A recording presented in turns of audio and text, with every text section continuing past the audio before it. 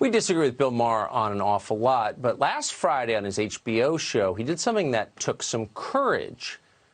He spoke plainly about where the coronavirus came from.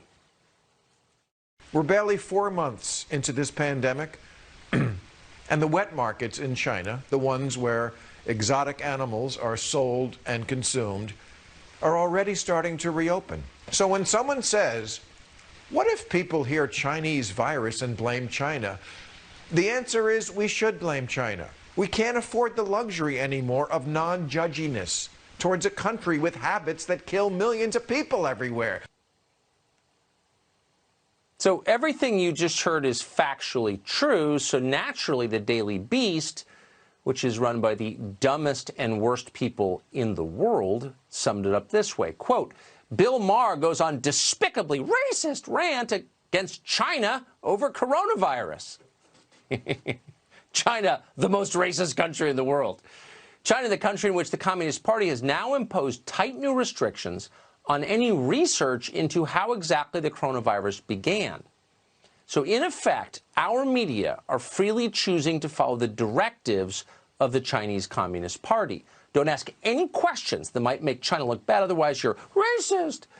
That said, wet markets may not be the actual origin of the coronavirus. In fact, there's quite a bit of evidence quickly accumulating that the wet market is not where it came from. The Wuhan Institute of Virology is another contender for that.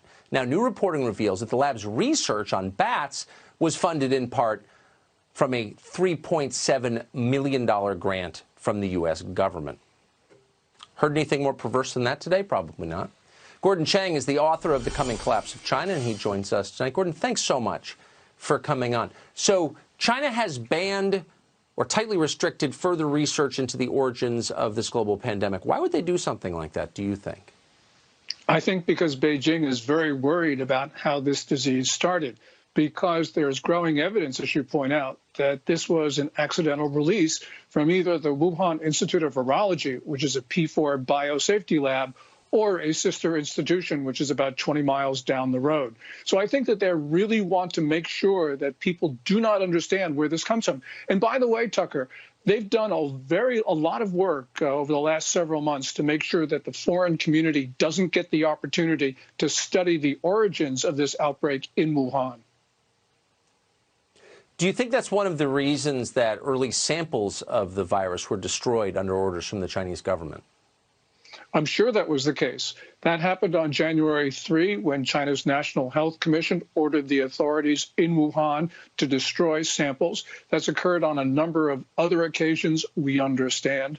And we've seen right now over the last 7-8 days new controls on scientific research.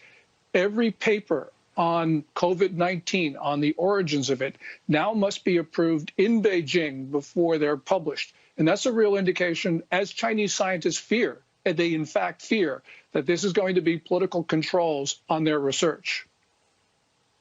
So given that the data coming out of China are to some extent, and we don't know the extent, but to some extent are weighted by political considerations, what do you make of our health authorities freely using those data and quoting them when they explain their policies to us? Does that make sense? No, it doesn't, but it's sort of understandable. We heard Dr. Bricks 2 Tuesdays ago say when they looked at the data from China, new infections, transmissibility, all the rest of it, they thought this was no worse than SARS. And so they reasonably thought that they did not need to take certain precautions. Well, as it turned out, when Dr. Bricks and others saw what was happening in Spain and Italy, they realized that the data from China was seriously flawed, that it underestimated the number of cases. And that's when I think there probably was a fair amount of panic in the White House about what had happened, because we had, in fact, not taken precautions because of what China told us.